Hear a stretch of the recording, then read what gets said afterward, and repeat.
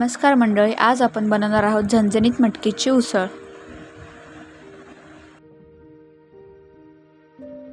मस्त मोड आलेली मटकी स्वच्छ धुवून घेतलेली आहे। मस्तपैकी मोड आलेले आहेत मटकीला।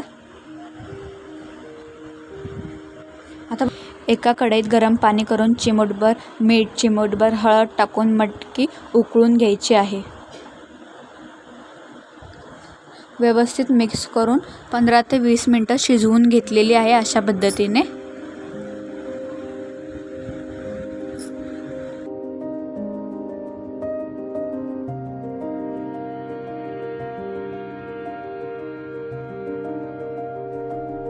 कढईत कांदा व तेल टाकून व्यवस्थित भाजून घ्यायचंय।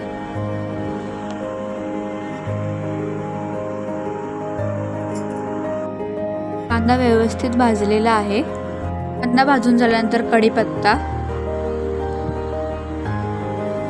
जिरे, मोहरी, हळद, लाल तिखट, मिरची पावडर, आलं लसणाची पेस्ट, बारीक चिरलेला टोमॅटो व्यवस्थित तेल सुटेपर्यंत भाजून घ्यायचं। चवीनुसार मीठ टाकलं। नंतर मोड आलेली मटकी त्याच्यामध्ये मिक्स करून घ्यायची। व्यवस्थित मिक्स करून घ्यायचे। नंतर 2 चमचे शेंगदाण्याचे कूट टाकून मिक्स करून घ्यायचे।